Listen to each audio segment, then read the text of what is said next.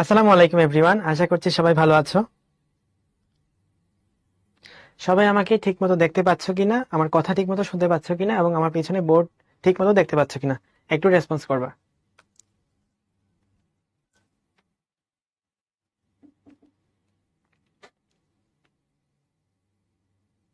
আচ্ছা, অনেকে সালাম দিচ্ছ, সবাইকে ওয়ালাইকুম আসসালাম। অনেকে জিজ্ঞেস করছো কেমন আছি। আলহামদুলিল্লাহ ভালো আছি, তোমরা কেমন আছো? কে কোন স্কুলে, কে কোন স্কুল থেকে আছো, জয়েন করেছো, আমাকে জানাবা। আমার পরিচয়টা দিয়ে নিই। আমি তাজওয়ার হাসনাত তোহা, বর্তমানে পড়াশোনা করছি ঢাকা মেডিকেল কলেজ দ্বিতীয় বর্ষ, মানে সেকেন্ড ইয়ার। আর আমার কলেজ ছিল x Notre Dame college, Notre Dame college Dhaka.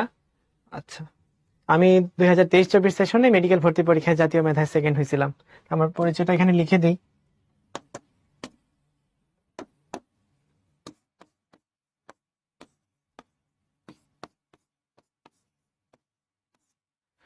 আচ্ছা ঠিক আছে। সিয়াম বলছে হ্যাঁ আপনি লাস্ট ইয়ারে সেকেন্ড হয়েছিলেন না। হ্যাঁ আমি সেকেন্ড হয়েছিলাম। আচ্ছা, অনেকে অনেক স্কুল থেকে জয়েন করছো, সবারটা পড়া যাচ্ছে না। অনেক ফাস্ট রেসপন্স, ঠিক আছে, তোমাদের সাথে সময় বেশ ভালোই কাটবে, তোমাদের রেসপন্স ভালো আছে। ওকে ঠিক আছে, আমাদের আজকের অধ্যায়ের নাম হলো খাদ্য এবং পুষ্টি। এই অধ্যায় থেকে তোমরা এর আগে অনেকগুলা ক্লাস করছো এবং আজকে ক্লাসও সেটা ধারাবাহিকভাবে চলবে। এটা হচ্ছে লেকচার নাম্বার 43। ঠিক আছে। ওকে ঠিক আছে। দেখো, গত ক্লাসের বাড়ি কাজ দেওয়া হয়েছিল। মিতুর দাঁতের মাড়ি ফুলে নরম হয়ে গেছে, ডাক্তার তাকে টক জাতীয় ফল প্রতিদিন খেতে বললেন। অন্যদিকে তার ছোট বোন ঋতু রাতে চোখে খুবই কম দেখে। আচ্ছা, দাঁতের মাড়ি ফুলে নরম হয়ে যাওয়া, এটা কোন রোগ? That is scurvy. তাহলে এটা হবে স্কারভি।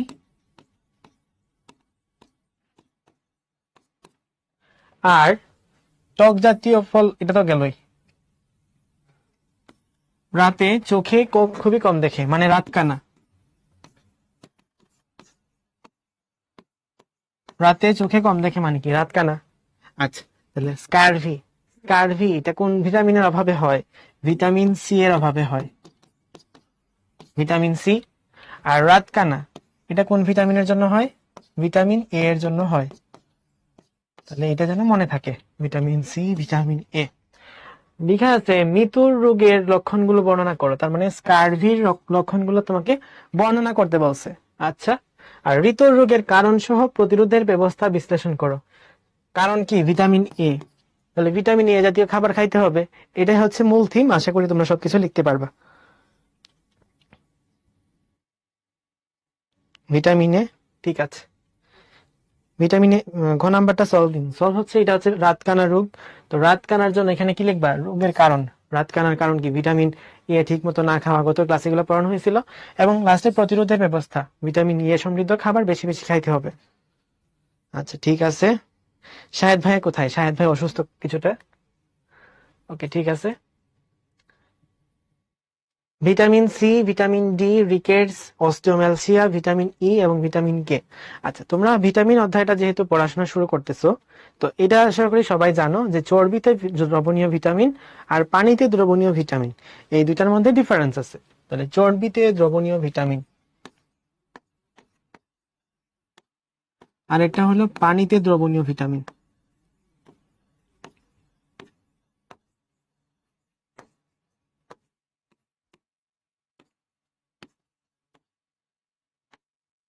পানিতে দ্রবণীয় ভিটামিন কারা? ভিটামিন বি এবং ভিটামিন সি। আর চর্বিতে দ্রবণীয় ভিটামিন কারা? ভিটামিন এ, ডি, ই, কে।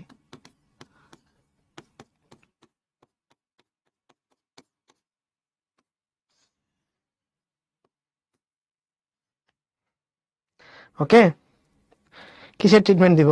আচ্ছা, ওষুধের নাম দিতে বলতেছে ওইগুলাকে। ঠিক আছে। পানিতে দ্রবণীয় ভিটামিন, ভিটামিন বি আর সি। চর্বিতে দ্রবণীয় ভিটামিন, ভিটামিন এ, ডি, ই, কে, খুবই ইম্পর্টেন্ট এন্ড এগুলো খুবই রেগুলারলি পরীক্ষায় আসে। তারপরে আসে ভিটামিন সি সম্পর্কে আজকে পড়বো। কি কি পড়বো আগে দেখে ফেলি। সি, ডি, ই, কে। তার মানে এ আর বি পড়া হয়ে গেছে, তাই তো? এ বি পড়ে ফেলছি, সি পড়বো এখান থেকে, ডি, ই, কে। ঠিক আছে। এটার মধ্যে বড় কোনটা? বড় হচ্ছে সি আর ডিটা। স্পেশালি ডিটা একটু বড় আর ই কে ছোট আছে। তো ভিটামিন সি, প্রথম কথা হলো যত টক জাতীয় জিনিস আছে, যত টক জাতীয় যা কিছু আছে সবগুলো হলো ভিটামিন সি। আর সবুজ শাকসবজি, তাহলে যত টক জাতীয় খাবার আছে, ফলমূল, এগুলা হচ্ছে ভিটামিন সি। আর সবুজ শাকসবজি সেগুলা হলো ভিটামিন সি। দেখো তাহলে আমলকি, আনারস, পেয়ারা, কমলা লেবু, লেবু, আমড়া, সবুজ শাকসবজি, ফুলকপি ইত্যাদি ইত্যাদি ইত্যাদি। আশা করি তোমরা বুঝতে পারতেছো। তো এক কথায় টক জাতীয় যা কিছু আছে মনে রাখবা, ফল জাতীয় যা কিছু আছে সেগুলা এইটা, আর যারা শাকসবজি আছে সেগুলা, এরা হচ্ছে ভিটামিন সি। তাহলে উৎস, আশা করি জিনিসটা বোঝা গেছে। এখানে বোঝার আসলে কিছু নাই, আলটিমেটলি মুখস্থ কেমনে মনে রাখবা সেটা আমি তোমার বলে দিছি। আচ্ছা, তারপর আসো কাজ। কাজ কি করে? পেশি ও দাঁত মজবুত করে। দেখো ভিটামিন সি সম্পর্কে যদি ভিটামিন সি আমার চোখ মানে আমাকে কেউ বলে ভিটামিন সি উচ্চারণ করে, আমার মাথায় প্রথম যে শব্দটা আসে সেটা হলো স্কারভি। স্কারভি মানে হচ্ছে দাঁতের গুড়ালি ড্যামেজ হয়ে যায়, সেখান থেকে রক্ত পড়ে। তাহলে অবশ্যই পেশি ও দাঁত মজবুত করা হবে এর কাজ। তাহলে এটা গেল, এটা তো বোঝাই যায়। যদি ভিটামিন সি এর অভাবে স্কারভি হয়, মানে দাঁত মজবুত থেকে আস্তে আস্তে ঢিলা হয়ে যায়, শিথিল হয়ে যায়, তখন ভিটামিন সি এর কাজ কি? ভিটামিন সি এর কাজ হচ্ছে দাঁতকে মজবুত করা। তাহলে এটা আমাদের আনসার গেল। ক্ষত নিরাময় ও চর্মরোগ রোধে সহায়তা করে। ক্ষত নিরাময় মানে কি? যেখানে দাঁত থেকে রক্ত পড়ে বা বিভিন্ন জায়গায় বিভিন্ন ধরনের ব্লাড পড়তে থাকে আর কি, আস্তে আস্তে ব্লাড বের হয়। তো এই ক্ষতগুলা নিরাময় করতে সাহায্য করে। এছাড়া চর্মরোগ রোধে সাহায্য করে। এটার একটা রিজন আছে, রিজন হচ্ছে ভিটামিন সি একটা অ্যান্টিঅক্সিডেন্ট। তোমাদের বললে বুঝতে একটু অসুবিধা হইতে পারে, জাস্ট রিজনটা আমি বলে ফেললাম যে এরা হচ্ছে অ্যান্টিঅক্সিডেন্ট, অর্থাৎ কোন ধরনের জারণ বিক্রিয়া যখন ঘটে বইয়ের মধ্যে, তোমার বডির মধ্যে, তোমার শরীরে যখন কোন ধরনের জারণ বিক্রিয়া ঘটে, তখন তার মধ্যে অ্যান্টিঅক্সিডেন্ট হিসেবে কাজ করে এই ভিটামিন সিটা। অ্যান্টিঅক্সিডেন্ট মানে কি? জারণ বিক্রিয়া যেখানে ঘটবে সেখানে গিয়ে বাধা দিবে। জারণ কথার অর্থ হলো ভাঙন। বডির মধ্যে বিভিন্ন স্ট্রাকচার যখন ভাঙতে থাকে তখন জারণ বিক্রিয়া ঘটে। জারণ বিক্রিয়া নিয়ে আরো অনেক কথাবার্তা আছে, কেমিস্ট্রির মধ্যে একটা চ্যাপ্টারই আছে জারণ এবং বিজারণ নিয়ে। তো তোমাদের জাস্ট জারণ কথাটাকে যদি এক কথায় বলতে বলো আমাদের বায়োলজির দৃষ্টিকোণ থেকে, তাহলে জারণ মানে হলো ভাঙন। জারণ বিক্রিয়াকে প্রিভেন্ট করতে বা প্রতিরোধ করার জন্য হেল্প করে কে? অ্যান্টিঅক্সিডেন্ট। অ্যান্টিঅক্সিডেন্ট হিসেবে কাজ করে এই ভিটামিন সিটা। তাহলে এখানে এখন থেকেই জেনে রাখো, অ্যান্টিঅক্সিডেন্ট হিসেবে কাজ করে কোন কোন vitamin? Vitamin A, vitamin C এবং ভিটামিন ই। জারণ বিক্রিয়া এর প্রতিরোধে সাহায্য করে, এবং এই জারণ বিক্রিয়ার কারণেই কাইন্ড অফ এই চর্মরোগ রোধে সহায়তা করতে পারে। তো এটার মেকানিজম তো এখন তোমাদের বললে বুঝবা না, জাস্ট আপাতত তোমাকে একটু মনে রাখতে হবে, ভবিষ্যতে ক্লাসে এসে জানতে পারবা। কণ্ঠনালী ও নাকের সংক্রমণ প্রতিরোধ করা, এই হচ্ছে আমাদের তিনটা কাজ। রামিসা বলছে সাউন্ড কম শোনা যাচ্ছে, তো সাউন্ড ঠিকই আছে, তোমার ফোনে সাউন্ড বাড়াইতে হবে। পেশি দাঁত মজবুত করা, ক্ষত নিরাময় ও চর্মরোগ রোধে সহায়তা করা, আর কণ্ঠনালী ও নাকের সংক্রমণ প্রতিরোধ করা, এই তিনটা খুবই ভালো করে জানতে হবে। ঠিক আছে, এই ভিটামিন সি এর কাজ বেস্ট ইম্পর্টেন্ট। মনে রাখবা ভিটামিন সি 3 অক্ষরের শব্দ, মানে 3 অক্ষরে, তো সি কি, সি সরি মানে 3 অক্ষরের না। ইংলিশে যদি তুমি অ্যালফাবেট বলতে শুরু করো তাহলে এ বি সি মানে থার্ড অ্যালফাবেট বা থার্ড লেটার। তাহলে থার্ড লেটার যেহেতু, তার মানে এখানে কাজ থাকবে 3টা, মনে রাখো। তাহলে এই হচ্ছে 3টা কাজ, খুবই ইম্পর্টেন্ট, পরীক্ষা আসতে পারে।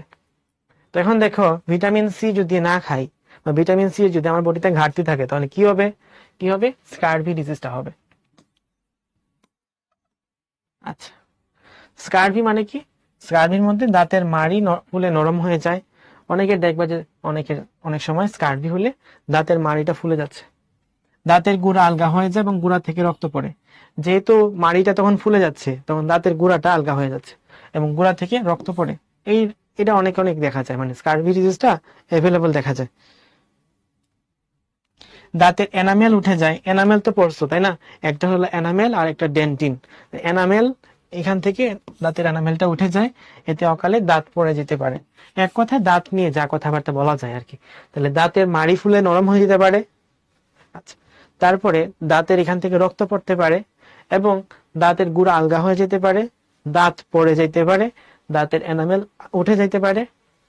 তারপর গ্রন্থি ফুলে যায়। এখানে দাঁতের মধ্যে দাঁতের মধ্যে তো আর গ্রন্থি থাকে না, এই আশেপাশে এখানে কিছু গ্রন্থি থাকে যেগুলো থেকে লালা নিঃসৃত হয়, যেগুলো এখানে আমাদের বিভিন্ন প্রোটেকশনে হেল্প করে। সো এই গ্রন্থিগুলো ফুলে যাইতে পারে, যার ফলে মুখে ব্যথা হয়। মুখে দেখবা যে যখন দাঁতের মধ্যে সমস্যা, তখন মুখে কথা বলতে অনেক অসুবিধা হয়। তোমাদের অনেক পড়ছো না যে দন্তবর্ণ অনেকগুলো আছে, 5টা না 7টা দন্তবর্ণ আছে। এই দন্তবর্ণ গুলা উচ্চারণ করার জন্য কি লাগে? দাঁত লাগে। যদি দাঁতের মধ্যে তুমি টাচ করলে ব্যথা লাগে, তখন কিন্তু তুমি ঠিক মতো কথা বলতে পারবে না। তখন কথা বলতে গেলে ওই দন্তবর্ণ যখন আসবে, তখন তোমার দাঁতের মধ্যে ব্যথা লাগবে এবং তুমি আলটিমেটলি ব্যথা পাবা, তাহলে মুখে ব্যথা হবে। রক্তক্ষরণ সহজে বন্ধ হয় না, ঘা শুকাতে দেরি হয়, এটা ইম্পর্টেন্ট কথা। এতক্ষণ সবকিছু দাঁত নিয়ে পড়ছি, এটা কিন্তু রক্তক্ষরণ নিয়ে। রক্তক্ষরণ নিয়ে আমরা সামনে আরো পাবো, তো এখান থেকে একটু মনে রাখো, রক্তক্ষরণ সহজে বন্ধ হয় না কোন ডিজিজ, কোন ভিটামিনের জন্য? ভিটামিন সি এর অভাবের জন্য।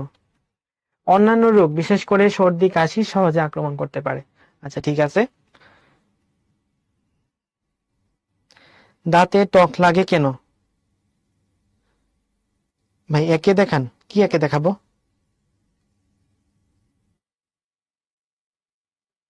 তো ধ দ ধ দন্ত ন, হ্যাঁ এগুলো হচ্ছে দন্তবর্ণ। এনামেল মানে কি ভাইয়া? দাঁতের গঠন পড়ো নাই তোমরা? Where are you from? আমি ঢাকা মেডিকেল কলেজ থেকে আসছি, ঢাকা মেডিকেল কলেজে সেকেন্ড ইয়ারে আছি। আচ্ছা দাঁতের গঠন পড়ো নাই, দাঁতের মধ্যে দুইটা স্ট্রাকচার থাকে, একটা এনামেল আর একটা ডেন্টিন। আপাতত এতটুকু জানো, নাহলে আবার কমপ্লেক্স হয়ে যাবে বিষয়টা, ক্লাস 9-এ উঠলেই জানতে পারবা দাঁতের গঠন। যদি তোমাকে দাঁতের গঠন পড়ায়, তখন দাঁতের গঠন তোমাদের পড়তে হবে, তো আলটিমেটলি বায়োলজি কঠিন লাগা শুরু করবে।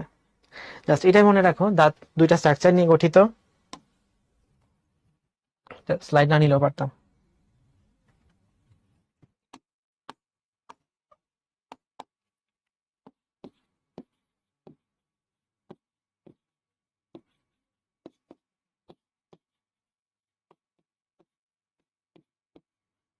এটা হচ্ছে মূল পার্ট। এখানে ডেন্টিনটা হচ্ছে অনেকটা দাঁতের কাভারিং এর মতো কাজ করে, আর দাঁতের মূল অংশটা হলো এনামেল।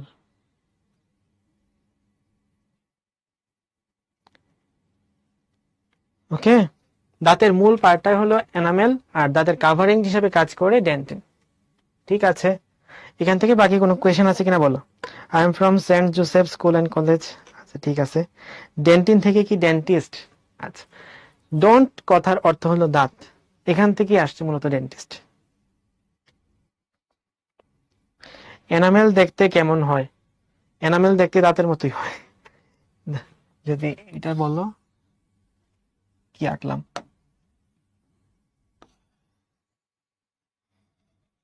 এটা হচ্ছে এনামেল, এবং তার বাইরে এখানে কার্বনিক হিসেবে কাজ করে ডেন্টিন। আরো এখানে কিছু আছে, মজ্জা টজ্জা রক্তনালী অনেক কিছু আছে।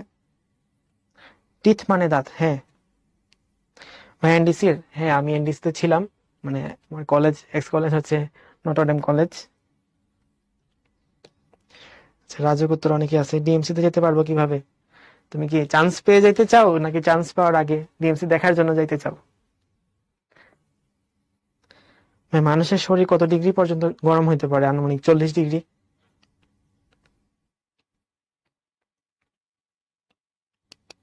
চান্স পেয়ে যেতে চাও, ওকে। চান্স পাওয়ার জন্য ক্লাস করতে হবে, আর ডিরেক্ট চলে যাওয়ার জন্য গাড়িতে উঠতে হবে। ওকে। লালা গ্রন্থি ফুলে গেছে, তাই ডক্টর বেশি বেশি টক খেতে বলেছেন। ওকে, কি আঁকলেন ভাই? তোমাদের তো আসলে দাঁতের স্ট্রাকচার কখনো পড়ো নাই, তো এটা না জানা থাকলেই ভালো। জাস্ট এটাই জানো, দাঁত মূলত দুইটা পার্ট নিয়ে গঠিত, যার মূল অংশকে বলা হয় এনামেল, আর কাভারিং হিসেবে থাকে ডেন্টিন। বাকিটুকু ক্লাস 9-10-এ আছে। ডিএমসি কি টুরিস্টরা যেতে পারে? হ্যাঁ, যাওয়া যায়। ডিএমসি ক্র্যাক করতে চাই, ঠিক আছে ক্লাসের মধ্যে থাকো, আমি ভাই কথা বলতে বলতে বলে দিব। ডান কলাম বোঝান। আচ্ছা, এটা হচ্ছে এখানে বলা আছে যে কি করলে স্কার্ভি হবে না। এখানে হলো এটা প্রতিরোধ, কি করলে স্কার্ভি হবে না, এটা হলো প্রতিকার। স্কার্ভি হইলে কি করতে হবে? দেখো, কোন একটা রোগ হইলে কি করতে হয়? ডাক্তার দেখাইতে হয়, এই হচ্ছে লেখা আছে। রোগ হইলে ডাক্তার দেখাইতে হবে, ডাক্তারের পরামর্শ নিতে হবে। আর লাস্টে প্রতিরোধ, ভিটামিন সির অভাবে হয়েছে তাই না, তাহলে ভিটামিন সি খাওয়াইতে হবে। খুবই কমন সেন্স। ভিটামিন সির অভাবে হয়েছে, ভিটামিন সি খাওয়াইতে হবে। কোলের শিশুকে মায়ের দুধ খাওয়াতে হবে, কারণ মায়ের দুধের মধ্যেও ভিটামিন সি থাকে। ফলের রস, সবজির স্যুপ খাওয়াতে হবে। এগুলো হচ্ছে কথাবার্তা। খুবই ইজি না? এটা খুবই ইজি জিনিস, এবং কয়েকটা জিনিস তোমাকে এখানে মুখস্থ করতে হবে। Most of the topic is মুখস্থ, আর কয়েকটা জিনিস হচ্ছে কমন সেন্স। মূলত সায়েন্সের টপিক আসলে না খুব একটা, এখানে বেশিরভাগ জিনিস হচ্ছে সাধারণ জ্ঞান। প্রতিকার পরেরটা না, না প্রতিকার হচ্ছে এটা, এটা প্রতিরোধ। প্রতিকার আর প্রতিরোধের মধ্যে পার্থক্য কি? তোমার কোনো একটা ডিজিজ বা কোনো একটা রোগ যদি হয়ে যায়, হয়ে যাওয়ার পরে ডাক্তার দেখানো, ওষুধ খাওয়া, এগুলা হলো প্রতিকার। আর প্রতিরোধ মানে বোঝায় এইটা যাতে না হয় তার জন্য।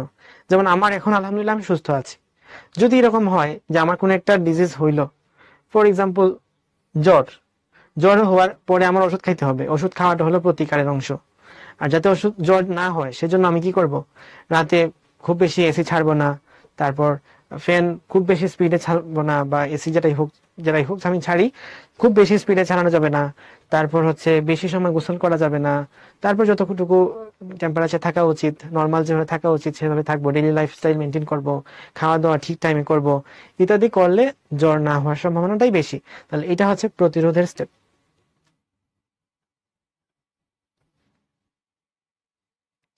ওকে, পরের স্লাইডে যাই। Vitamin D. ভিটামিন ডি এর উৎসগুলো তোমাকে একটু পড়তে হবে। এখানে কি, তেল আর দুধ জাতীয় জিনিসপাতি। তাহলে ভোজ্য তেল, দুধ, তেল, ডিমের কুসুম, এটা স্পেশাল, মনে রাখো। ডিমের কুসুমের মধ্যে কোন ভিটামিন পাওয়া যায়? ভিটামিন ডি পাওয়া যায়, মনে রাখবা। ড থেকে ডিম, ড থেকে ডিমের কুসুম। ওকে, দুধ আর ডিমের মধ্যে পাওয়া যায় দুধ, তেল আর ডিম। আর মাখন কি দুধ থেকেই তো আসে, ঘি, চর্বি, এগুলো সব কি দুধ থেকে আসে। আলাদা করে আছে ইলিশ মাছ।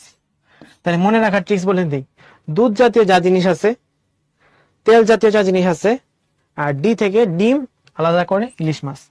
এই দুইটা কথা মনে রাখো। তাহলে ডিমের কুসুমে কোন ভিটামিন পাওয়া যায়? ভিটামিন ডি পাওয়া যায়। কাজ কি? অস্থি ও দাঁতের কাঠামো। এক কথায় মনে রাখবা, তোমার বডির মধ্যে হাড় রিলেটেড, বডির হাড়, হাড্ডি বা অস্থি যেটাই বলো তুমি, ইংলিশে বললে বোন, এই জিনিসটা রিলেটেড যা কিছু আছে সবকিছুর জন্য ভিটামিন ডি। ভিটামিন ডি মানেই অস্থি রিলেটেড কিছু। তোমার বডির মধ্যে অস্থি রিলেটেড কিছু হয়েছে মানে তোমার বডির ভিটামিন ডি কম। ঠিক আছে। অন্ত্রে ক্যালসিয়াম শোষণ বাড়ায়, রক্ত প্রবাহে ক্যালসিয়াম ও ফসফরাসের মাত্রা নিয়ন্ত্রণ করে। সেখানে কিছু কথাবার্তা আছে। অন্ত্রে ক্যালসিয়াম শোষণ বাড়ায়। ভিটামিন ডি থেকে তিনটা কথা মনে রাখবা। অন্ত্রে ক্যালসিয়াম শোষণ বাড়ায়,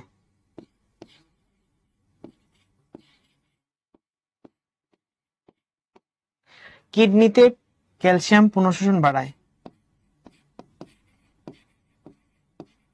কিডনিতে ক্যালসিয়াম পুনঃশোষণ বাড়ায়।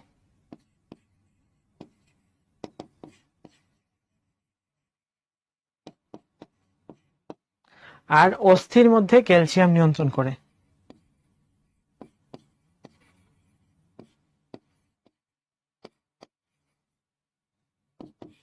ক্যালসিয়ামের পরিমাণ নিয়ন্ত্রণ করবে। এই হচ্ছে ভিটামিন ডি এর মেইন তিনটা কাজ।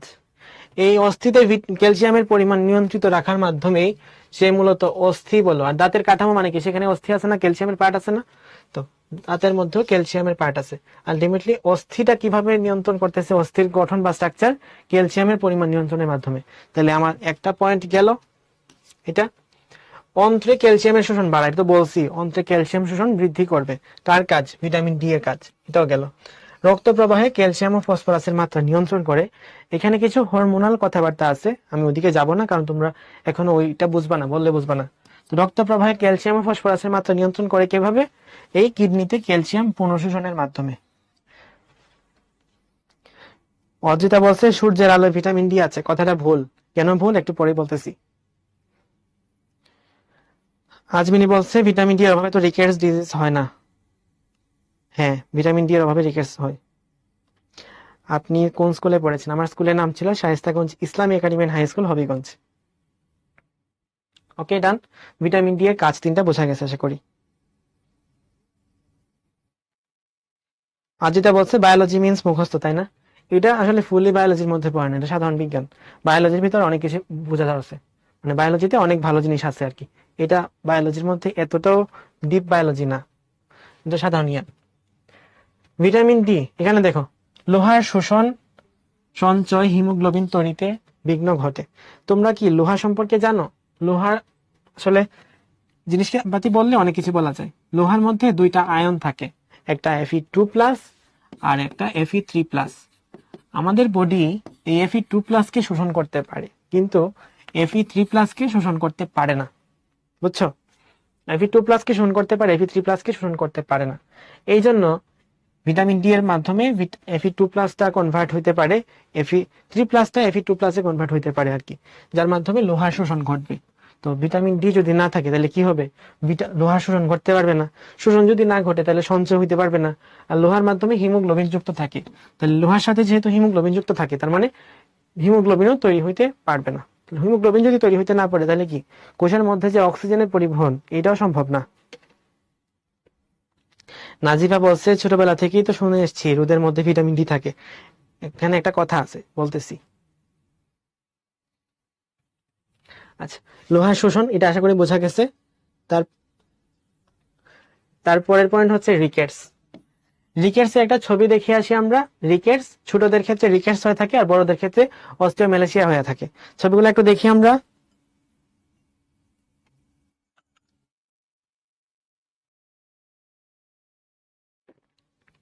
একটা রিকেটস আর অস্টিওমেলাসিয়া, ছবিগুলো একটু দেখি। অস্টিওমেলাসিয়া কি অ্যাডাল্ট রিকেটস বলে, মানে বড়দের, মানে ছোটদের জন্য এটা রিকেটস, বড়দের ক্ষেত্রে নাম হয়েছে অস্টিওমেলাসিয়া।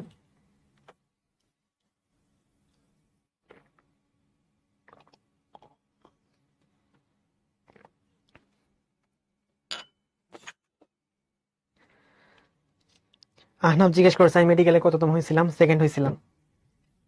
আচ্ছা, এটা দেখতেছো ওই ধনুকের মতো পা বেঁকে আছে, অস্টিওমেলাসিয়ার ক্ষেত্রে সেম জিনিসটাই, মানে পা বেঁকে আছে।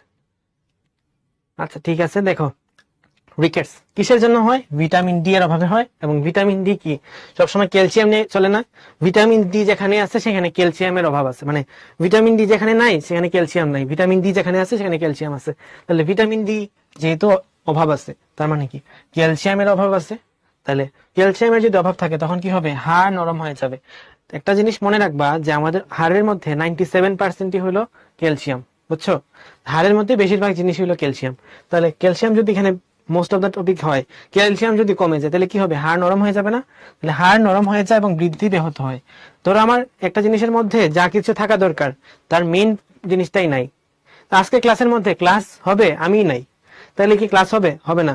তো এইরকম আর কি, শিশুদের হাড় নরম হয়ে যায়, বৃদ্ধি ব্যাহত হয়। এইটা কেন হয়? কারণ ভিটামিন ডি আর ক্যালসিয়াম নাই। তাহলে রিকেটস এর প্রথম ফিচারটা হচ্ছে শিশুদের হাড় নরম হয়ে যায় এবং হাড়ের বৃদ্ধি ব্যাহত হয়। ওকে। পায়ের হাড় ধনুকের মতো বেঁকে যায়, দেখতেই তো পারতেছো ধনুকের মতো বেঁকে গেছে, এবং দেহের চাপে অন্যান্য হাড়গুলো বেঁকে যায়। যেহেতু পায়ের হাড় বেঁকে যাচ্ছে, পায়ের সাথে কি আরো অন্যান্য হাড়গুলো জড়িত না? একটা পায়ের সাথে, পায়ের হাড়ের সাথে এখানে কোমরের হাড়গুলো জড়িত, কোমরের সাথে আবার বুকের হাড়গুলো জড়িত, পেটের হাড়গুলো জড়িত। তো সব মিলায়ে এখানে যেহেতু পায়ের হাড়গুলো বেঁকে গেছে, অন্যান্য হাড়গুলো বেঁকে যায়। এটা হচ্ছে সেকেন্ড পয়েন্ট। হাত পায়ের অস্থিসন্ধি বা গিঁট ফুলে যায়। অস্থিসন্ধি মানে হচ্ছে জয়েন্ট, যেমন কনুই একটা জয়েন্ট, হাঁটু একটা জয়েন্ট, পায়ের মধ্যে গুড়ালি একটা জয়েন্ট। তো এই জয়েন্ট গুলা বেঁকে যায়। এখানে কোনগুলা বেঁকে যাবে? ইন জেনারেল দেখা যায় হাঁটুর যে জয়েন্ট গুলো আছে এই জয়েন্টটা বেঁকে যায়। বুকের হাড় বা পাঁজরের হাড় বেঁকে যায়। বুকের হাড় বলতে বোঝায় বা পাঁজরের হাড় বলতে বোঝায় এইটাকে, রিবস কে বোঝায়। এখানে অনেকগুলা রিবস আছে, রিবস হচ্ছে 24টা আছে টোটাল সব মিলাই। তো এই হচ্ছে এখানে আমাদের পাঁজরের হাড় বেঁকে যায়। কয়টা আছে? 24টা আছে। জানলে জানো, না জানলে পরবর্তীতে জানতে পারবা। তো অন্যান্য অধ্যায় আছে বা বড় ক্লাসে আছে। তো এই হচ্ছে আমাদের কথাবার্তা। কি কি পয়েন্ট বললাম রিকেটস এর ক্ষেত্রে? ফার্স্ট পয়েন্ট কি? এখানে আমাদের শিশুদের হাড় নরম হয়ে যায়, বৃদ্ধি ব্যাহত হয় গেল। পায়ের হাড় ধনুকের মতো বেঁকে যায়, যার চাপে অন্যান্য যে হাড়গুলো আছে সেগুলো বেঁকে যায়। অস্থিসন্ধি ফুলে যায়, অস্থিসন্ধি কাইন্ড অফ নরম হয়ে যায়, গিট ফুলে যায়। আর লাস্ট পয়েন্ট, পাঁজরের হাড় বেঁকে যায়। ওকে। এখানে কি করতে হবে? যদি কারো ক্ষেত্রে রিকেটস হয়, ডাক্তার দেখাইতে হবে ভাই, কমন সেন্স, ওষুধ খাইতে হবে, আর ভিটামিন ডি সমৃদ্ধ খাবার খাইতে হবে। এই হচ্ছে কথা। তো কারো ক্ষেত্রে ভিটামিন ডি জনিত যদি ধরো তোমার একটা জিনিসের অভাব আছে, তাহলে এটা অভাব ফিল আপ করতে হয় কি দিয়ে? ওই জিনিসটা খেয়ে না, তাহলে ভিটামিন ডি এর অভাবে হয়েছে, তার মানে ভিটামিন ডি খাইতে হবে। আলটিমেটলি কথা হলো এটা। পায়ের হাড়গুলো কেমনে বেঁকে যায়? এই যে বেঁকে গেছে,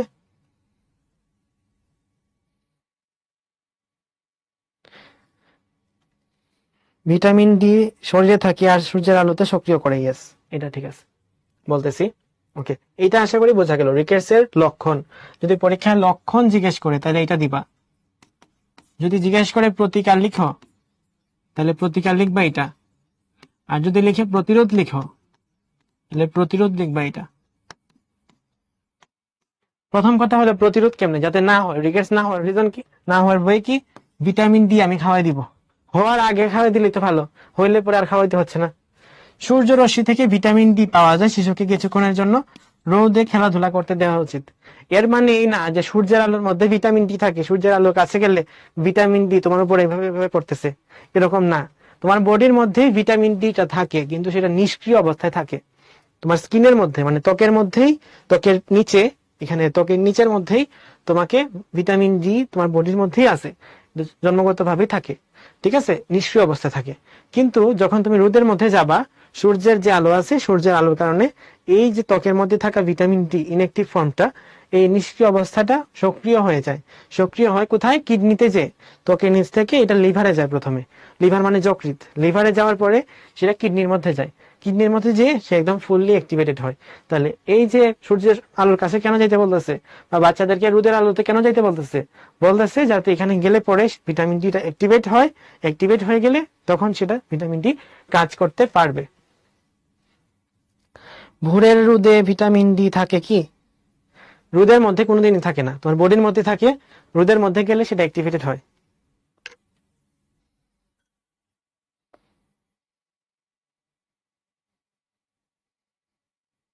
বুঝছো? সদ্য জন্ম নেওয়া শিশুদের রোদে তাপ দেওয়া হয়, রোদে তাপ দেওয়া হয় তখন চোখ আর জননাঙ্গ এই দুইটা জিনিস ঢেকে তারপর রোদে তাপ দিতে হবে। কালো বর্ণের মানুষেরও হয়, সবার জন্যই হয়। রিকেটস কি বড় হওয়ার পরেও হয়?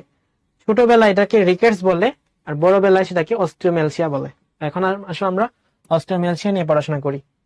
আচ্ছা, অস্টিওমেলসিয়া কি আছে এখানে? ভিটামিন ডি এর অভাবে ক্যালসিয়াম শোষণে বিঘ্ন ঘটে, ওই আগে যা বললাম তাই। ক্যালসিয়ামের সাথে তার যমজ ভাই ফসফরাসের সঞ্চয় কমতে থাকে, ক্যালসিয়াম আর ফসফরাস। আর থাইরয়েড গ্রন্থির কাজের পরিবর্তন ঘটে। এই যে ক্যালসিয়াম আর ফসফরাস, এই দুইটা জিনিস নিয়ে সবসময় ডিল করে থাইরয়েড গ্রন্থি। আমি আজকেও মেডিকেলের জন্য পড়তেছিলাম আর কি, তো থাইরয়েড গ্রন্থি পড়তেছিলাম। থাইরয়েড গ্রন্থি ক্যালসিয়াম আর ফসফরাসের সঞ্চয় কমতে থাকে, থাইরয়েড গ্রন্থি যেহেতু এখানে বাধাপ্রাপ্ত হচ্ছে। অস্থি দুর্বল হয়ে যায়, অস্থির কাঠিন্য কমে যায়। এগুলো তো এজ ইউজুয়াল কথাবার্তা, যেগুলো আমরা এখানে পড়ে আসছি এটাই আবার এখানে লিখে দিছে।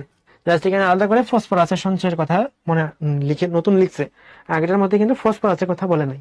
তাহলে এখানে যদি ফসফরাসের কথা বলে অস্টিওমেলসিয়ার কথা মনে রাখো। এখানেও কি সেম কথা, ভিটামিন ডি আর ক্যালসিয়াম খাওয়াইতে হবে, আর এগুলো হচ্ছে সেম কথা, আমরা এগুলো সব পড়ে আসছি আগে, সব আগের কথা। ভিটামিন ডি বোঝা গেল। স্কিনের ট্যানিং কেমনে হয়? ট্যানিং মানে, ট্রেনিং মানে তো চামড়া প্রক্রিয়াজাতকরণ। ট্রেনিং বলতে কি বোঝাচ্ছ? কি খাইলে লম্বা হব? গ্রোথ হরমোন বাইরে থেকে নিয়ে আসতে পারলে লম্বা হইতে পারবা।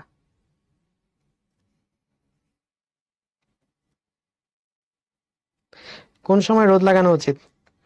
তুলনামূলকভাবে একদম সূর্য যখন মাঝ আকাশে আসে ওই সময় না, মানে একটু কম টাইমে, অর্থাৎ সূর্য যখন একটু কম প্রখর থাকে তখন। তবে এটা বলা হয় যে 10টা থেকে একদম, সরি 9টা থেকে 3টা, এই টাইমের মধ্যে অন্তত 15 থেকে 30 মিনিট সূর্যের আলোর মধ্যে থাকা উচিত। আর তো সব মনে রাখবো কিভাবে, খুব বেশি জিনিস তো নাই এখানে। দেখো সবকিছু বানাই বানাই বলা যায়। ভিটামিন সি উৎস, তোমার দুনিয়া যত ফল জাতীয় খাবার খাইছো সব ফলের নাম বলে দিবা, যত সবজি খাইছো সব সবজির নাম বলে দিবা। আর কাজটা একটু মনে রাখতে হবে, যেখানে দাঁত আর চামড়া রোগ মানে চর্মরোগ, তাহলে এই দুইটা রোগ নিয়ে ডিল করে। স্কার্ভি কি? দাঁত থেকে রক্ত পড়তে থাকে, দাঁতের মাড়ি নরম হয়, দাঁত থেকে এনামেল উঠে যায়, ইত্যাদি ইত্যাদি। দাঁত নিয়ে যত কথা। আর রক্ত ক্ষরণ হইতে থাকে, রক্ত যদি একবার ক্ষরণ হওয়া শুরু করে তখন আর বন্ধ হয় না। আর প্রতিকার কি? ডাক্তারের পরামর্শ। প্রতিরোধ কি? ভিটামিন সি না খাওয়ার জন্য যেহেতু হয়েছে, তাহলে ভিটামিন সি খাইতে হবে। ভিটামিন ডি, ভিটামিন ডি হচ্ছে সবকিছু দুধ আর তেল, সাথে আলাদা করতে বলছিলাম যে ভিটামিন ডি থেকে ডিমের কুসুম, আর সবচেয়ে আলাদা হচ্ছে ইলিশ মাছ। কাজ কি? এখানে সব ক্যালসিয়াম রিলেটেড কাজ। ক্যালসিয়াম শোষণ ঘটায়, ক্যালসিয়াম পুনঃশোষণ ঘটায়, ক্যালসিয়াম অস্থির মধ্যে নিয়ন্ত্রণ করে। আর ভিটামিন ডি যদি না খাই তখন কি হবে? ছোটদের ক্ষেত্রে রিকেটস, বড়দের ক্ষেত্রে অস্ট্রোমেলসিয়া। রিকেটস কাদের ক্ষেত্রে হয়? রিকেটস হলে কি হয় এই ছবির কথা মনে রাখবা। পা ধনুকের মতো বেঁকে যায়, পায়ের জন্য অন্যান্য হাড় বেঁকে যায়, পাজরের হাড় বেঁকে যায়, অস্থিসন্ধি ফুলে যায়, শেষ। অস্ট্রোমেলসিয়া কি? রিকেটস এর মতোই, জাস্ট বড়দের ক্ষেত্রে হলে বড়দের যে রিকেটস সেটার নাম দিছে অস্ট্রোমেলসিয়া। যদি প্রতিকার বলে কি? ডাক্তার দেখাইতে হবে, ওষুধ খাইতে হবে, শেষ। যদি প্রতিরোধ বলে ভিটামিন ডি খাইতে হবে, এবং সূর্যের আলোর মধ্যে যেহেতু ভিটামিন ডি অ্যাক্টিভেটেড হয় বা সক্রিয় হয়, সেই জন্য সূর্যের আলোর কাছে যাইতে হবে। এই হচ্ছে overall vitamin D. Vitamin D পর্যন্ত বুঝতে পারছো কিনা বলো?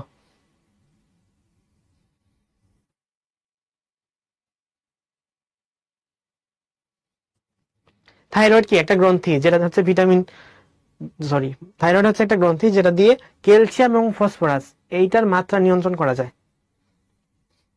ডিএমসি তে ফার্স্ট কে হয়েছিল? আমার বছর না এই বছর? এই বছর সুশোভন হয়েছিল।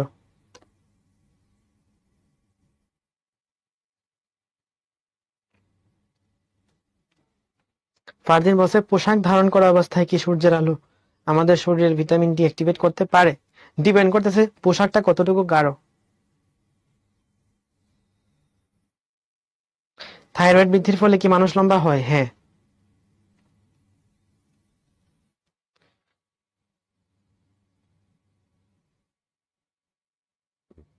আচ্ছা, অনেক কথা বলতেছো। এরপর দেখি আমরা ভিটামিন ই আর ভিটামিন কে। এখানে হচ্ছে ভিটামিন ই নিয়ে কথাবার্তা লিখছে। ভিটামিন ই মনে রাখবা, ভোজ্য তেল, শস্য দানা, যকৃৎ, মাছ মাংসের চর্বি। এখানে শস্য দানা টপিকটা মনে রাখো, যকৃৎ মনে রাখো। আর ভোজ্য তেল আমরা কোথায় পাইছি? ভিটামিন ডি তেও পাইছি। মাছ মাংসের চর্বি বহু জায়গায় আছে। ভিটামিন ডি ই মনে রাখলা। এটা কি কাজ করে? কোষ গঠনে সহায়তা করে, কিছু রাসায়নিক ক্রিয়া বিক্রিয়ায় হেল্প করে। এখানে ভিটামিন খুব একটা ইম্পর্টেন্ট না, পরীক্ষায় আসে না। পরীক্ষায় আসলে এমসিকিউতে আসতে পারে। কোষ গঠনে সহায়তা করে, ভিটামিন শরীরে কিছু ক্রিয়া বিক্রিয়ায় অংশগ্রহণ করে। এটা যদি কোষ গঠনে সহায়তা করে বললে কোথায় করে? আসলে কোথায় বলে? তোমরা তো কোষের গঠন পড়ছো তাই না? প্লাজমা মেমব্রেন পড়ছো? এই প্লাজমা মেমব্রেন পড়ছো? প্লাজমা মেমব্রেন যদি পড়ে থাকো, এই প্লাজমা মেমব্রেনের মধ্যে যে তারল্য আছে না, প্লাজমা মেমব্রেন কি ফ্লুইড টাইপের? প্লাজমা মেমব্রেনের ফ্লুইডিটি বা তারল্য তারল্য নিয়ন্ত্রণ করে। তাহলে তারল্য নিয়ন্ত্রণ করে মানে তরলতা নিয়ন্ত্রণ করে আর কি। এইভাবে সে কোষ গঠন সহায়তা করে। ওকে, তাহলে পড়ছো এই কোষ মেমব্রেনের মধ্যে যে তারল্য আছে, তারল্য মানে কি? তরল অবস্থা। তরল অবস্থাটা মেনটেন করার দায়িত্ব কার? ভিটামিন ই এর। আর বিভিন্ন রিয়াকশনে হেল্প করে এক কথায়।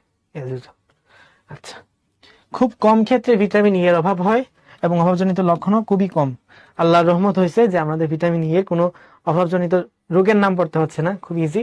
তাহলে ভিটামিন ই সম্পর্কে, ভিটামিন এর অভাবে কি হয়? কিছুই হয় না, শেষ। আর যদি ভিটামিন এর অভাব যদি মানে হয়ে যায় কারো ক্ষেত্রে, তাহলে কি খাইতে হবে? এখানে কিছু বলে নাই। যদি অসুবিধা হয় তাহলে ডাক্তার দেখাইতে হবে। আর যদি আমরা যদি চাই যে ভিটামিন এর অভাব না হোক, তাহলে কি খাইতে হবে? ভিটামিন ই এর উৎসগুলা খাইতে হবে।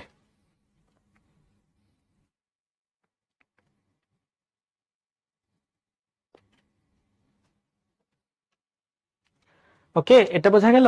তাহলে কাজ পড়লা, যেহেতু কোনো অভাবজনিত কোনো ডিজিজ নাই, তাহলে ডিজিজ পড়ার দরকার নাই। এন্ড প্রতিকারও কিছু নাই। যে যদি কারোর কোনো ক্ষেত্রে রোগ না হয় তাহলে কেউ প্রতিকার ডাক্তার দেখাইতে হবে না। যদি অসুখ হয় তাহলে ডাক্তার দেখাইও। আর যাতে এটা অভাব না হয় সেজন্য কি করতে হবে? ভিটামিন ই যেখানে যেখানে পাওয়া যায় সেগুলো এখানে খাইতে হবে। তো আলটিমেটলি ভিটামিন ই থেকে কোনো পড়াই নাই। পড়া কোথায়? ভিটামিন ডি আর ভিটামিন সি। মনে থাকে যেন, ভিটামিন ই আমাদের তেমন কোনো পড়া নাই। আচ্ছা, ভিটামিন ইর কথা এটা ফালতু, কিছু নাই, মানে এটা সেম জিনিসটাই আবার আসছে আর কি। ভিটামিন কে, দেখো ভিটামিন কে কোথায় পাওয়া যায় এবং এর কাজ কি, কোথায় কোথায় কি আছে। দেখো, সবুজ রঙের শাকসবজি, লেটুস পাতা, ফুলকপি, বাঁধাকপি, ডিমের কুসুম, সয়াবিন তেল, যকৃৎ। ওকে, অনেক কিছু কিন্তু আছে। ডিমের কুসুমটা যেহেতু আমরা ভিটামিন ডির মধ্যে পড়ছি, এখান থেকে আলাদা পড়বো না, পড়লে পেঁচ লাগবে। তাহলে ডিমের কুসুম আমি কেটে দিলাম। সয়াবিন তেল, যকৃৎ। আচ্ছা, এছাড়া সবুজ শাকসবজি, লেটুস পাতা, বাঁধাকপি, ফুলকপি। একটু দেখো, সবগুলো জিনিস মোটামুটি আছে।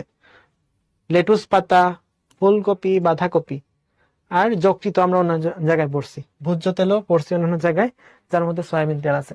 তাহলে যদি লেটুস পাতা, ফুলকপি, বাঁধাকপি এগুলো জিজ্ঞেস করে তখন আনসার হবে ভিটামিন কে। এটা প্রশ্ন না করার সম্ভাবনাই বেশি। যদি উৎস রিলেটেড প্রশ্ন আসে, কই থেকে আসবে? হয় ভিটামিন সি থেকে আসবে, নয়তো ডি থেকে আসবে। আচ্ছা, আর যদি ভিটামিন ই থেকে আসে তাহলে শস্যদানা আসবে। ভিটামিন কে কাজ দেখো কি, দেহে ভিটামিন কে প্রোথ্রম্বিন নামক প্রোটিন তৈরি করে, যে প্রোথ্রম্বিন রক্ত জমাট বাঁধতে সাহায্য করে।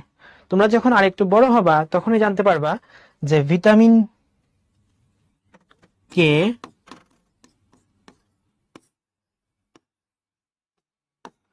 রক্ত জমাট বাঁধার জন্য কিছু ফ্যাক্টর আছে। আমাদের বডিতে টোটাল 12টা বা 13টা ফ্যাক্টর আছে। 13টা বলতেছি কারণ একটা হচ্ছে ইনএক্টিভ ফ্যাক্টর, মানে 12টা ফ্যাক্টর আছে আর কি।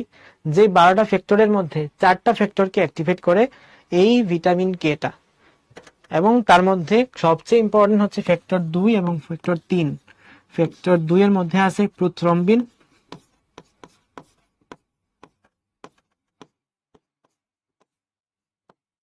তিনের মধ্যে আছে থ্রম্বোপ্লাস্টিন।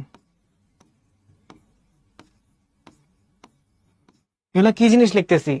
রক্ত জমাট বাঁধার ফ্যাক্টর। তোমার যখন হাতে কোথাও কেটে গেল, কেটে যাওয়ার পর দেখো না সাথে সাথে এটা হচ্ছে জমাট বেঁধে যায়, তোমার কি রক্ত গড়ায় পড়তে থাকে? পড়তে কিন্তু থাকে না। তাহলে থ্রম্বোপ্লাস্টিন সাধারণভাবে থাকে না, যদি কারোর ক্ষেত্রে কোনো রোগ থাকে, স্পেশালি ডায়াবেটিস মেলাইটাস, অথবা এই যে ভিটামিন স্কারভির জন্য হইতে পারে।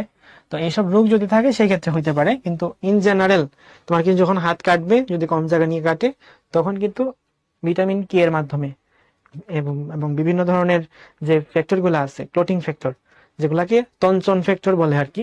রক্ত তঞ্চন মানে হচ্ছে রক্ত জমাট বাঁধানো। তাহলে জমাট বাঁধার কিছু ফ্যাক্টর আছে, টোটাল 12টা ফ্যাক্টর।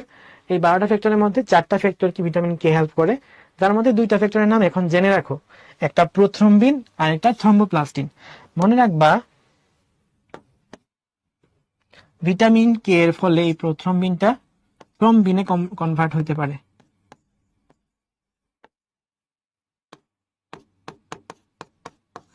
যার ফলে থ্রম্বিন আর থ্রম্বোপ্লাস্টিন, এই থ্রম্বিনটা পরবর্তীতে থ্রম্বোপ্লাস্টিনকে অ্যাক্টিভেট করে। তো থ্রম্বিন, থ্রম্বোপ্লাস্টিন খুবই ইম্পর্টেন্ট ফ্যাক্টর রক্তের জমাট বাঁধার জন্য। যে 4টা ফ্যাক্টর না থাকলেই না, মানে না থাকলে রক্ত জমাট বাঁধা হবে না। তার মধ্যে 2টা ফ্যাক্টর হচ্ছে এই 2টা। তাহলে এই 2টা যদি না থাকে, এই 2টা না থাকার জন্য রিজন কি হবে? ভিটামিন কে না থাকা। তাহলে তোমার বডি যদি ভিটামিন কে অভাব থাকে, তখন কিন্তু যথেষ্ট পরিমাণে প্রোথ্রম্বিন আর থ্রম্বোপ্লাস্টিন এদেরকে অ্যাক্টিভেট করতে পারবে না, বা এদেরকে সক্রিয় করতে পারবে না। আর যদি সক্রিয় করতে না পারে তাহলে এরা তৈরি হবে না, আর এরা যদি তৈরি না হয় তাহলে রক্ত জমাট বাঁধতে পারবে না। তাহলে এই দেখো, রক্ত জমাট বাঁধতে সাহায্য করে কোনটা? প্রোথ্রম্বিন বলা আছে আর থ্রম্বোপ্লাস্টিন। জাস্ট মনে রাখো। তুমি যদি প্রোথ্রম্বিন লেখো কোনো অসুবিধা নাই, একটা লিখলেও হবে, আমার বইতে একটাই আছে।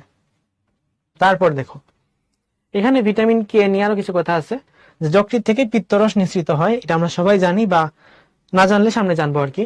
পিত্তরস নিঃসরণে অসুবিধা হলে ভিটামিন কে এর শোষণ কমে যায়। ওকে, এটা নিয়ে কথা আছে, এটা বলবো। ভিটামিন কে এর অভাবে ত্বকের নিচেও দেহাভ্যন্তরে যে রক্তক্ষরণ হয় তা বন্ধ করার ব্যবস্থা না নিলে রোগী মারা যায়। তো অপারেশনের সময় রোগীর রক্তক্ষরণ সহজে বন্ধ করার জন্য ভিটামিন কে লাগে। আগেই বলছি যে রক্ত তঞ্চনের জন্য বা রক্ত জমাট বাঁধার জন্য কি লাগে? ভিটামিন কে লাগে। আর ভিটামিন কে ছাড়া আমার রক্ত তঞ্চন হচ্ছে না। সো আলটিমেটলি আমার এই যে অপারেশন করার সময় রোগীর দেহে মানে যথেষ্ট পরিমাণে ভিটামিন কে থাকতে হবে। এই হচ্ছে কথাবার্তা।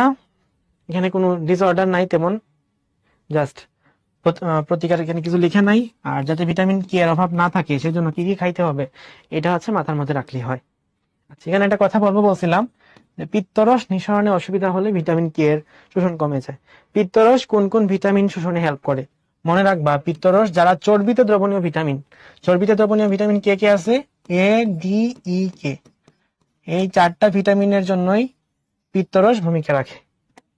এটা হচ্ছে সাইন্টিফিক কথা। তোমার বইয়ে যেহেতু শুধুমাত্র কে এর কথা লিখছে, তুমি পরীক্ষা আসলে কে দিবা।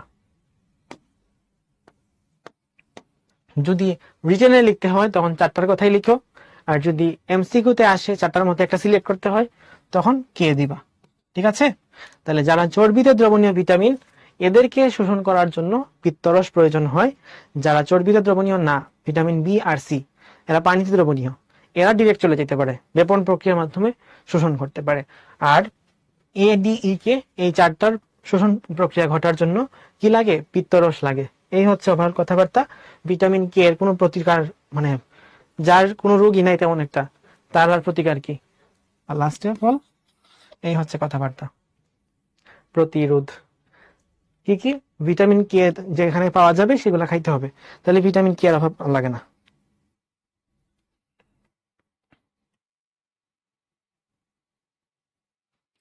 দাঁতের মধ্যে কি রক্ত থাকে?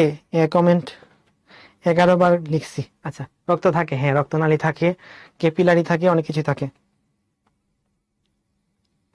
ভাই যদি আসে ডিমের কুসুম কোন ভিটামিনের উৎস, তাহলে কোনটা দিবা? ভিটামিন ডি দিও। সাধারণত যদি ডি আসে, আর মানে যদি পরীক্ষায় আসে, তখন ডি আর কি একসাথে দিবে না। যকৃৎ কি? Liver, liver. যকৃৎ মানে লিভার। আমি বললো না যে মানুষের লিভার কেটে তারপর খাবা, এটা না, কিন্তু অন্য কোনো প্রাণী, মুরগিরও তো লিভার আছে তাই না, গরুর লিভার আছে, তো এদেরটাও আমরা খাইতে পারি। লিভার মানে আরেকটা নাম আছে কলিজা। গরুর কলিজা আমরা খাই না, এই জিনিসটা খাইতে বলছে, মানুষেরটা খাইতে বলে নাই। অনেক কোয়েশ্চেনই আছে। মরিচের মধ্যে ভিটামিন সি থাকে। বহু নির্বাচনী প্রশ্ন। ডিমের কুসুমে কোনটি থাকে? ওকে, চলে আসলো, তুমি যে কোয়েশ্চেনটা জিজ্ঞেস করছিলে সেই কোয়েশ্চেনটাই চলে আসছে। কিভাবে আনসার বলো? একটু আগেই বলছি, 1 মিনিট আগেই বলছি। কুইজ আছে, এরপরে কোয়েশ্চেনটা কুইজ। ওকে, ভিটামিন ডি দিবা, যদি এবার কে আছে তারপর ভিটামিন ডিটা এখানে মেইন। ওকে, কুইজের জন্য সবাই প্রিপেয়ার হয়ে যাও। ওকে, কোন ভিটামিন রক্ত জমাট বাঁধতে সাহায্য করে?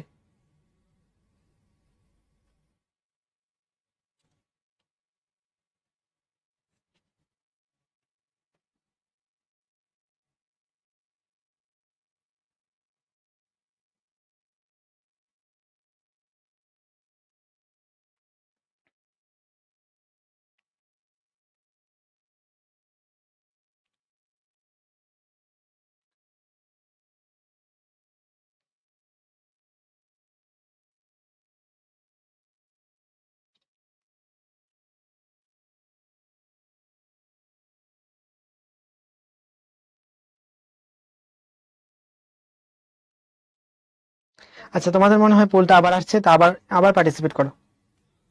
পোলটা ভুলে বন্ধ হয়ে গেছিল, আবার পার্টিসিপেট করো।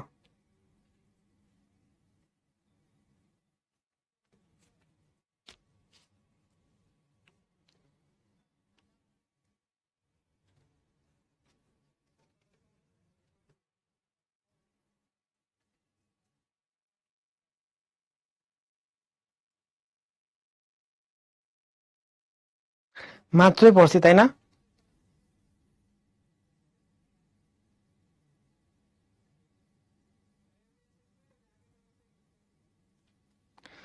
সবাই পার্টিসিপেট করে ফেললো, আরো 10% বাকি আছো তোমরা।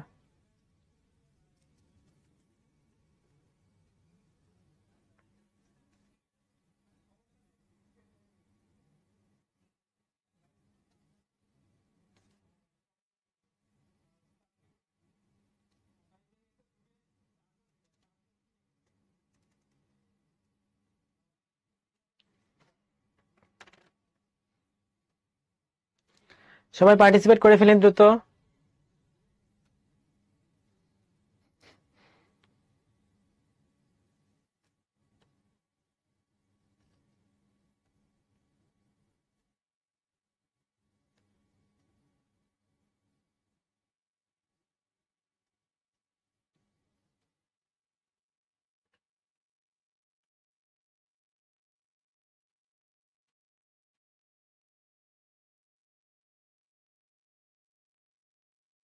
ওকে, ঠিক আছে, আমরা পোলটা ক্লোজ করে ফেলি।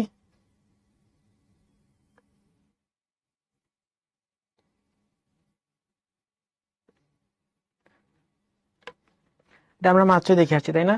কিন্তু তোমাদের বোর্ড কোয়েশ্চেন আসছে, বরিশাল বোর্ড 19। ভিটামিন কে রক্তক্ষরণে মেইন কাজ করে। এখানে যদি অনেকভাবে লিখছে আর কি, আলটিমেটলি রক্তক্ষরণের কথা বা রক্ত জমাট বাঁধার কথা, এগুলো নিয়ে মেইন ডিল করবে কে? এইটা হচ্ছে ভিটামিন কে হবে আনসার। সবারই পারার কথা, লাস্ট আমরা এটাই পড়ছিলাম এবং এখান থেকে পরীক্ষা আসছে।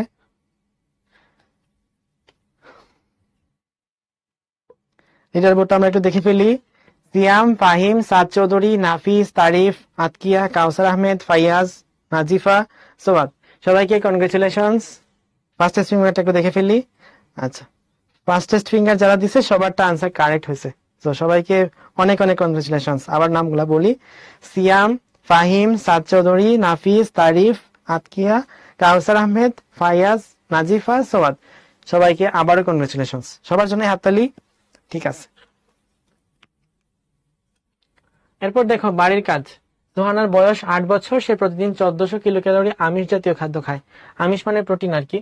তো প্রয়োজন অনুযায়ী শর্করা এবং স্নেহ জাতীয় খাদ্য খেলেও শাক সবজি ফলমূল কখনোই খায় না। সোহানার খাদ্যাভ্যাস তার দেহে বিভিন্ন রোগ সৃষ্টির কারণ হতে পারে। তাহলে শাক সবজি ফলমূলের মধ্যে কোন কোন ভিটামিন আছে, ওই ভিটামিনগুলোর নাম লিখবা। ভিটামিনগুলোর কি কি ডিজিজ তৈরি করতে পারে সেগুলোর নাম লিখবা। সোহানা প্রতিদিন কত গ্রাম আমিষ খায়, এটা হচ্ছে নির্ণয় করো। এই আলটিমেটলি এগুলো তোমার মনে রাখতে হবে। আচ্ছা ঠিক আছে, তোমাদের কোনো কোয়েশ্চেন থাকলে বলো। যারা বলছে পজিশন 12, ঠিক আছে। ভাই আমি জানতে চাই আমার সারা দেহে কোনো রোগ আছে কিনা, আমি কিভাবে জানবো? এটার জন্য বিভিন্ন ধরনের টেস্ট করতে হবে। তুমি একটু ডাক্তারের কাছে পরামর্শ নিলে তিনি বিভিন্ন টেস্ট দিবেন, সেই টেস্টগুলোর আউটকাম কি আসে সেগুলো অনুসারে তোমাকে বেসিস ওই অনুসারে আগাইতে হবে আর কি। ওভারঅল তোমাকে দেখে বলা যাবে না যে তোমার বডিতে কোনো ডিজিজ আছে কিনা, অনেকগুলো টেস্ট করতে হবে। আচ্ছা, অনেকে অনেক পজিশন আসছে, সবাইকে কনগ্রেচুলেশন। যাদের হয়েছে অবশ্যই কনগ্রেচুলেশন, যাদের হয় নাই তাদেরকে কনগ্রেচুলেশন। কারণ পার্টিসিপেট করতে থাকলে আস্তে আস্তে মানে ভুল করে তো মানুষ শিখে, বাট ভুলটাকে সংশোধন করতে হবে। Failure is the filler of success, এটা না, বরং correction of failure is the filler of success. আমি কোন বোর্ডে? আমার এসএসসি ছিল সিলেট বোর্ডে, আর কলেজ ছিল ঢাকা বোর্ডে, ঢাকা নটরডেম কলেজে ছিলাম। আপনি হিউম্যান বডি কোন পার্টির ডক্টর? আচ্ছা, আমি ডক্টর এখনো হই নাই, সেকেন্ড ইয়ারে আছি, সব বিষয়ে পড়াশোনা করি আর কি।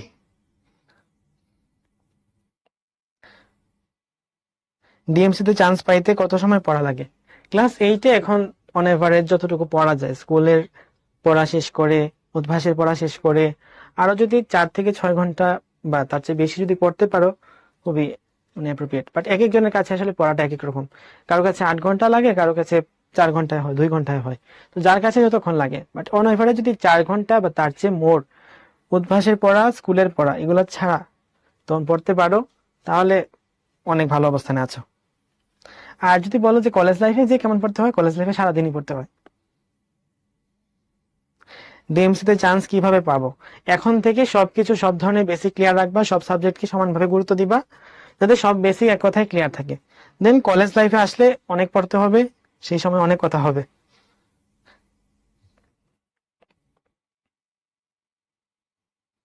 হ্যাঁ, আপনি ডিএমসি তে কততম হয়েছিলেন? সেকেন্ড হয়েছিলাম 23 সেশনে। আমার বাড়ি হচ্ছে হবিগঞ্জ জেলায়।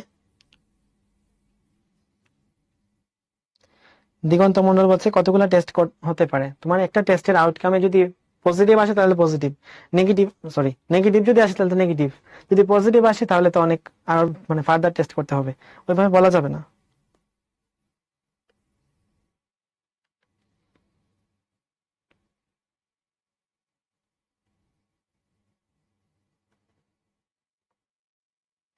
হ্যাঁ, ক্লাস 8-9-এ কতক্ষণ পড়তে হয়? 8-9। আর বায়োলজিতে কেমন ভালো হব? বায়োলজিতে ক্লাস 8-9-এ বলতে বোঝায় যা, তা আসলে বায়োলজির মধ্যেই পড়ে না। বায়োলজি একটু যখন আরেকটু বড় হবা, 9-10-এ যাবা, তারপর আরো বড় হবা, কলেজে যাবা, তার চেয়ে আরো বড় হবা, তখন আস্তে আস্তে ভালো লাগা শুরু করবে। কারণ এখন তোমরা যা বায়োলজি পড়ো এগুলো হচ্ছে অনেকটা সাধারণ বিজ্ঞানের অংশ, এগুলোকে আমরা বায়োলজি বলি না আর কি। এটা পড়ার জন্য মোটামুটি একটু সময় দিতে হবে। আর যে জিনিসটা ধরো একটা ডিজিজ আছে, ডিজিজটা দেখতে কেমন গুগলে সার্চ করবা। যেমন স্কারভির আছে, আমি কোনো ছবি দেখাই নাই, কিন্তু রিকেটস আর অস্টিওম্যালসিয়ার ছবি দেখাইছে। তুমি বা তোমার হোম টাস্ক হচ্ছে স্কারভির একটা ছবি দেখা, ছবি দেখলে বুঝতে পারবা যে আসলে ডিজিজটা কেমন হয়। রায়ন বলছে ছুটি, হ্যাঁ ছুটি। ডিএমসি তে চান্সে কি নেগেটিভ মার্কিং হয়? হ্যাঁ, নেগেটিভ মার্কিং হয়।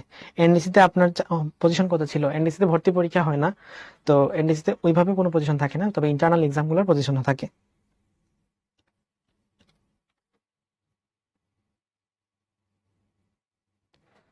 আমি খুব বেশি খাই না, আমার কি এটা বাড়ানো উচিত? এটা ডিপেন্ড করে, এক একজনের বডি স্ট্রাকচার এক এক রকম, মেটাবলিজম এক এক রকম। তো তোমার বডিতে যদি ওই মাত্রায় খাওয়া প্রয়োজন হয় তাহলে ওই রকম খাবা, যদি এর চেয়ে কম খাওয়ার প্রয়োজন হয় তাহলে ওই পরিমাণে খাবা, বেশি হলে বেশি। মানে তোমার বডি স্ট্রাকচারের উপর ডিপেন্ড করে এবং বডির মধ্যে যেসব বিক্রিয়া ঘটতেছে, মেটাবলিজম ঘটতেছে, সেগুলোর উপর ডিপেন্ড করে। ভাই সরি, চুলের ত্বকে কি ভিটামিন ই কাজে লাগে? হ্যাঁ কাজে লাগে। Vitamin E, vitamin C, vitamin A এগুলো কাজে লাগে। আর প্রোটিন হচ্ছে এখানে মেইন প্রায়োরিটি, প্রোটিনটা মেইনলি কাজে লাগে।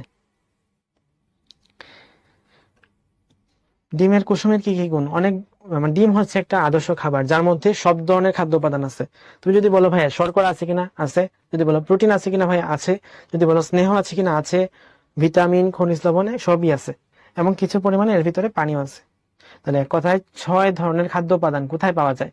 দুধ এবং ডিম হচ্ছে তার উৎকৃষ্ট উদাহরণ, এবং এই জন্য দুধ আর ডিমকে আদর্শ খাদ্য উপাদান বলা হয়।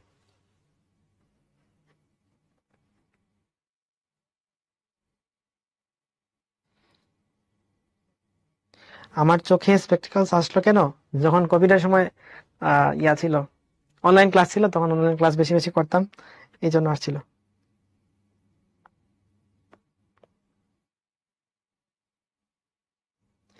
যারা বলছে কতক্ষণ ঘুমানো উচিত, ঘুমানো উচিত 6 ঘন্টা হলো অ্যাভারেজ। যারা ছোট আছো বয়সে, তোমরা এখন যথেষ্ট ছোট, তো তোমাদের 8 ঘন্টা ঘুমালে অসুবিধা নাই। এর চেয়ে কমও অনেক সময় ঘুমানো যায়, লাইফে অনেক সময় অনেক প্রয়োজন হয়, এর চেয়ে কম ঘুমিয়ে থাকতে হয়। ইয়াসিন জিজ্ঞেস করছে আদর্শ খাবার কয়টা? খাবার তো অনেক কিছুই আছে, আমাদের আশেপাশে সহজলভ্য খাবারগুলোর মধ্যে বললাম দুধ আর ডিম। ভিটামিন বি এর উৎসগুলা কি? ভিটামিন বি এর উৎসগুলা তো গত ক্লাসে পড়ে আসছো। ভিটামিন বি তো একা না, এটার মধ্যে অনেকগুলো ভিটামিন আছে। Vitamin B 1, 2, 3, 5, 6, 7, 12, 9। মাথা ব্যথা হলে কি করবো? ডিপেন্ড করে মাথা ব্যথা কিসের জন্য হচ্ছে।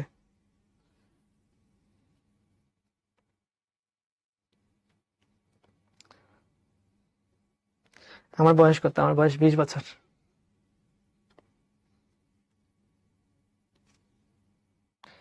কম ঘুমালে কি সমস্যা হয়? এটা সবচেয়ে বেশি আমার হওয়ার কথা, কারণ আমার ঘুম আসলে আসলে খুবই কম। লাস্ট এই গত 20-25 দিনে আমার হচ্ছে অ্যাভারেজ ঘুম ছিল 2 থেকে 3 ঘন্টা। তো শরীরে ব্যথা হয়, এটা হলো বড় কথা।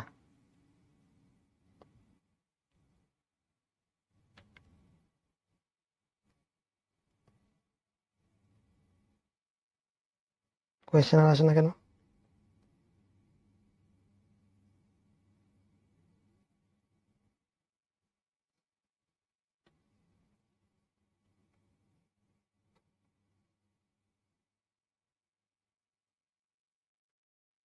ওকে, মোটামুটি আমাদের কোয়েশ্চেন হয়ে গেছে সবকিছু।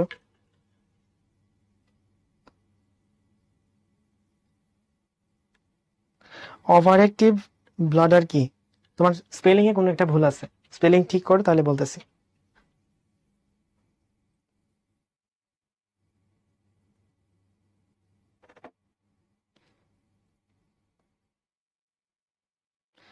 অর্জিতা বলছে তারা তো অনলাইনে ক্লাস করে, তোমাদের কোনো অসুবিধা হওয়ার কথা কিনা।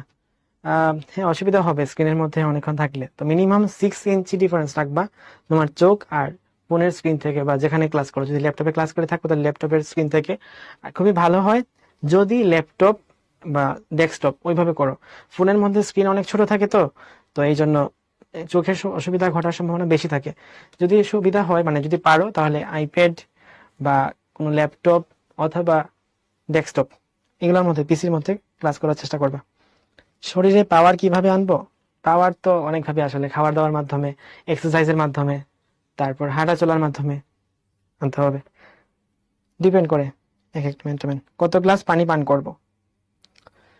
আনুমানিক 1,500 লিটার, সরি 1,500 ml, মানে 1.5 লিটার খাওয়া উচিত।